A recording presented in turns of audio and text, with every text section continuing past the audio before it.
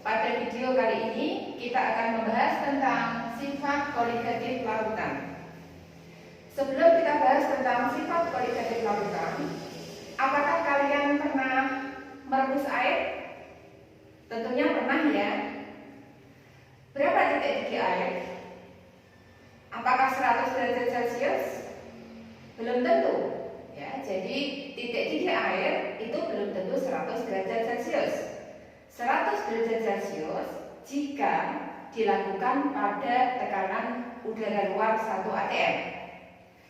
Kemudian, apakah kalian juga pernah membuat larutan bulat atau yang kita kenal dengan sirup dengan jumlah yang sama dengan air yang kita rebus tadi? Kira-kira mana yang lebih cepat mendidih? Air atau larutan bulat? Larutan bulat bukan? Iya, jadi larutan bulat itu lebih lama jika kita didihkan. Semakin banyak gula yang kita rebus, maka waktu yang dibutuhkan untuk mendidihkan air tadi akan semakin lama. Artinya apa? Titik didih larutan bulat itu lebih tinggi dari titik didih air.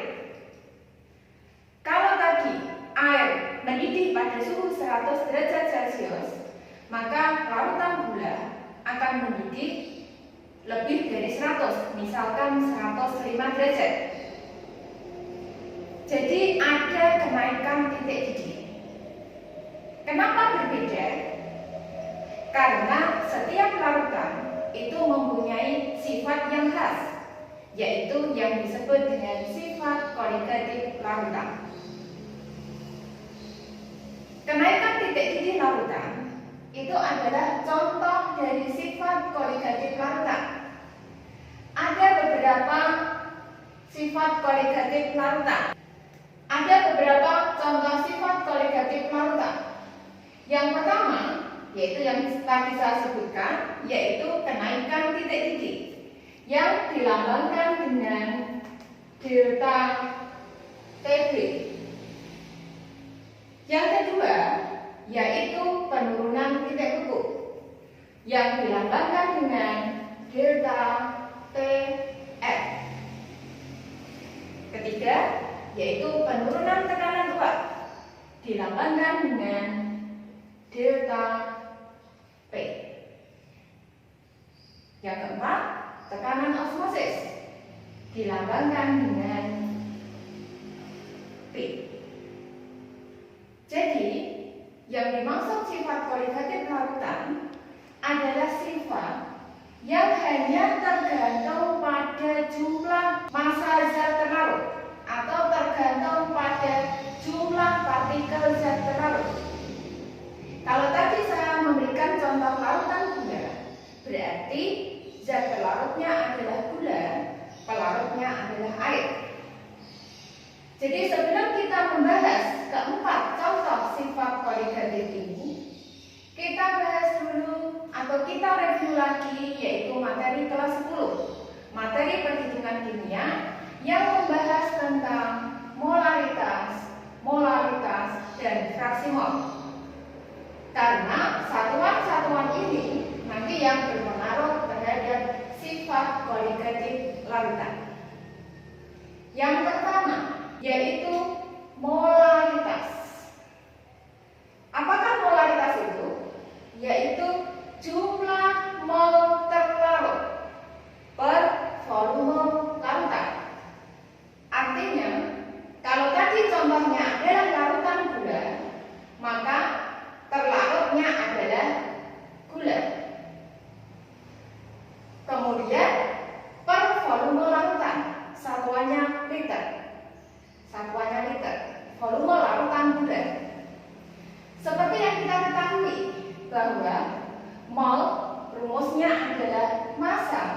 dibagi ml. Oleh karena itu, rumus molaritas atau disingkat dengan M besar adalah massa zat terlarut per mR terlarut kali 1000 per volume. Kenapa ini dikalikan 1000? Ya, karena volume yang digunakan di sini dalam satuan mililiter. Selanjutnya, rumus yang kedua adalah molalitas. Dilambangkan dengan M kecil. Jadi beda dengan tadi, molaritas dilambangkan dengan M besar. Molaritas adalah jumlah mol zat terlarut tiap kilogram pelarut. Jadi P ini satuannya adalah kilogram. Kalau tadi saya memberikan contoh larutan gula, maka P-nya adalah massa pelarut, yaitu massa airnya saja. Seperti yang saya jelaskan tadi, bahwa mol adalah massa per ml, sehingga rumus molaritas sama dengan massa zat terlarut dibagi ml terlarut kali 1000 per P. P mempunyai satuan gram. Kemudian rumus perhitungan konsentrasi yang lain yaitu dalam bentuk fraksi mol, dilambangkan dengan X. Fraksi artinya bagian. Jadi kalau fraksi mol, karena dalam larutan terdiri dari terlarut dan pelarut, jadi karena larutan itu terdiri dari zat terlarut dan pelarut, sehingga fraksi mol ada dua, yaitu fraksi mol terlarut,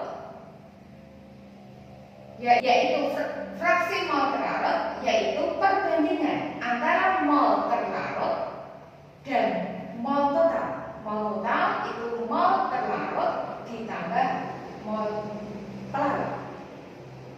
Kemudian untuk menghitung X pelarut, jadi fraksi mol pelarut, yaitu membandingkan mol pelarut dibagi dengan mol total.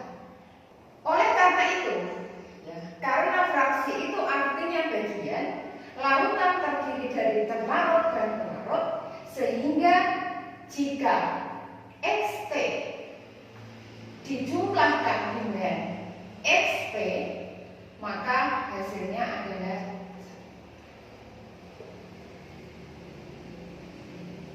ini rumus-rumus yang akan kita gunakan pada materi sifat koligatif.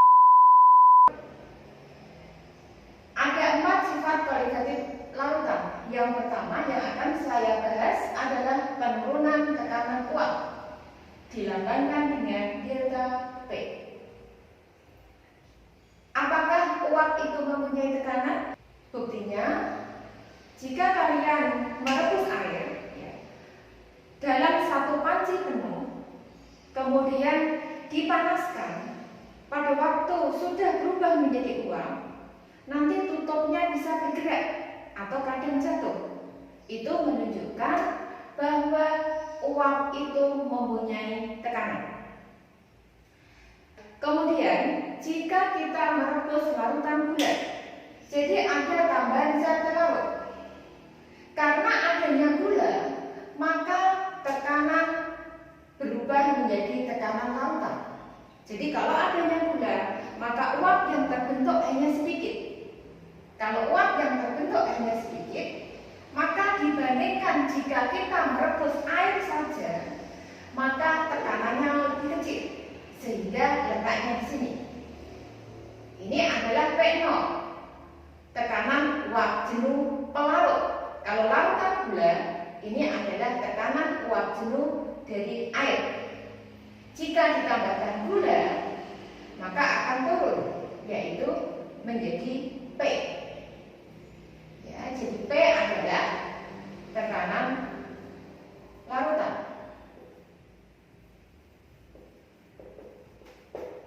Sesuai dengan hukum Raoult bahwa besarnya penurunan tekanan uap tergantung pada fraksi mol terlarut. Jadi delta P mempunyai rumus delta P atau penurunan tekanan uap sebanding dengan XT. Masih ingat kan XT? Fraksi mol terlarut dikalikan P0. Kemudian kalau kita menghitung berapa tekanan larutan atau P, jadi tekanan larutan berdasarkan atau sebanding dengan fraksi mol pelarut, sehingga rumusnya adalah P sama dengan XP kali P0. Oleh karena XT ditambah XP sama dengan 1, sehingga kita juga bisa menghitung delta P adalah P0 min P. Jadi ini adalah rumus yang kita gunakan untuk menghitung besarnya penurunan tekanan uap. Kenaikan titik didih tergantung pada jumlah partikel zat terlarut. Sebagai contoh, kalau kita membuat sirup atau larutan gula dengan gula 1 ons dan kita buat larutan yang lain dengan gulanya misalkan 1 kg, yang satu tadi 100 gram, yang satu 1000 gram, dengan jumlah air yang sama. Kira-kira mana yang lebih lama mendidih? Tentu saja yang lebih lama adalah yang jumlah gulanya banyak. Jadi semakin banyak gula, maka terjadi kenaikan titik didih yang lebih besar. Oleh karena itu, kenaikan titik didih tergantung pada molalitas. Semakin banyak massa terlarut, maka molalitas semakin besar, sehingga delta PB besar. Artinya apa? Kalau kita melakukan percobaan pada tekanan 1 atm, ya, titik didih air itu 100 derajat Celcius. Kalau kita tambahkan gula, akan terjadi kenaikan titik didih. Jadi otomatis kalau kita tambahkan gula, terjadi kenaikan titik didih. Misalnya 5 derajat Celcius. Jadi TB larutan adalah atau kenaikan titik didih larutan gula tersebut adalah TB air ditambah delta TB. Rumus yang dapat kita gunakan, ya, molalitas sudah kita bahas pada video sebelumnya.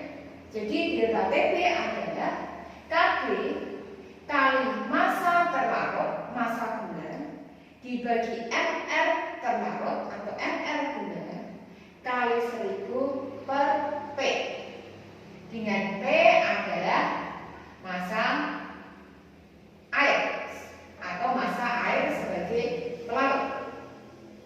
Kemudian di sini ada Kd, tetapan molal air, tetapan kenaikan molal air diukur pada tekanan standar, besarnya adalah 0,52 derajat Celcius per molar.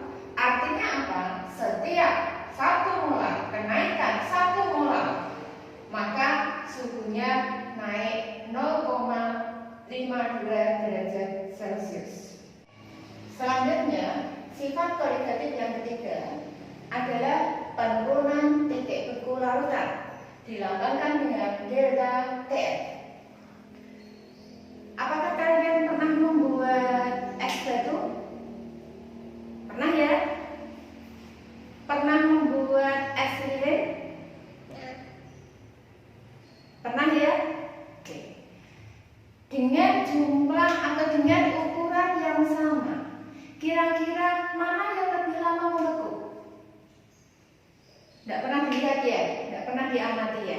Ya, jadi kalau kita membuat es lilin dan es batu, lebih lama yaitu yang es lilin, karena es lilin dan es batu bedanya adalah ditambahkan gula, ada zat pelarut. Lebih lama artinya diperlukan suhu yang lebih rendah, sehingga adanya gula menyebabkan titik beku larutan turun. Jadi kalau titik beku air itu 0 derajat Celcius diukur pada tekanan 1 atm, maka kalau kita membuat es lilin, titik bekunya lebih rendah. Jadi titik beku larutan gula atau es lilin nanti di bawah 0. Besarnya penurunan titik beku air sebanding dengan molaritas. Artinya semakin banyak gula yang kita tambahkan, maka penurunannya semakin besar. Penurunan semakin besar menunjukkan titik bekunya semakin rendah. Rumus menghitung penurunan titik beku atau delta TF adalah Kf kali N. N adalah molaritas. Besarnya Kf atau besarnya Kf air adalah 1,86 derajat Celcius per molar. Kf adalah tetapan titik beku air. Coba kalian perhatikan diagram P, tekanan dan suhu dari air. Jadi yang garis merah ini adalah air. Pada tekanan 1 atm akan memiliki titik didih air yaitu sebesar 100 derajat Celcius. Pada tekanan 1 atm, air akan memiliki titik beku yaitu 0 derajat Celcius. Kemudian, jika kita tambahkan gula, namanya larutan gula, grafiknya yang hitam, yang bawah. Ini adalah larutan gula. Maka akan terjadi kenaikan titik didih yang semula tadi di atas 100 akan naik menjadi Tb larutan. Besarnya yaitu delta Tb. Jadi jika ditambahkan gula terjadi kenaikan titik didih sebesar delta Tb. Kemudian yang sebelah kiri, jika ditambahkan gula atau ditambahkan zat pelarut, maka akan terjadi penurunan sebesar delta TF. Kemudian kita lanjutkan sifat koligatif yang keempat, yaitu tekanan osmosis, dilambangkan dengan P. Apakah kalian masih ingat tentang definisi osmosis? Mungkin di mapel biologi sudah pernah dibahas, yaitu osmosis, proses perembesan pelarut dari larutan yang konsentrasinya kecil ke larutan yang konsentrasinya besar. Jadi misalkan kalian mempunyai wortel dengan ukuran yang sama, yang satu ya kamu masukkan ke dalam, jadi ini wortel ya, dimasukkan ke dalam ini air, yang ini adalah larutan garam. Jadi wortel dengan ukuran yang sama dimasukkan. Kira-kira kalau ditunggu 1 hari, apakah hasilnya sama? Yang satu masuk ke dalam air, yang satu masuk ke dalam larutan garam. Nanti bisa dicoba ya. Jadi kalau yang masuk ke dalam air, wortel nanti akan semakin besar. Kalau larutan garam, wortel akan semakin kecil. Kenapa? Karena di sini terjadi proses osmosis. Jadi kalau dalam air, wortel mempunyai konsentrasi yang lebih tinggi sehingga airnya masuk ke dalam wortel. Tetapi untuk larutan garam, karena konsentrasinya lebih tinggi dibandingkan dengan wortel, maka air yang ada dalam wortel akan keluar sehingga wortel menjadi semakin kecil. Ini adalah 2 contoh peristiwa osmosis. Kemudian kita bisa menghitung besarnya tekanan osmosis dengan rumus P sama dengan M besar, molaritas kali R, tetapan gas ideal, kemudian kali suhu. Besarnya R 0,082 liter atm per mol Kelvin. Untuk suhu, satuannya adalah Kelvin. Demikian materi sifat koligatif larutan. Sampai ketemu lagi di video berikutnya. Wassalamualaikum warahmatullahi wabarakatuh.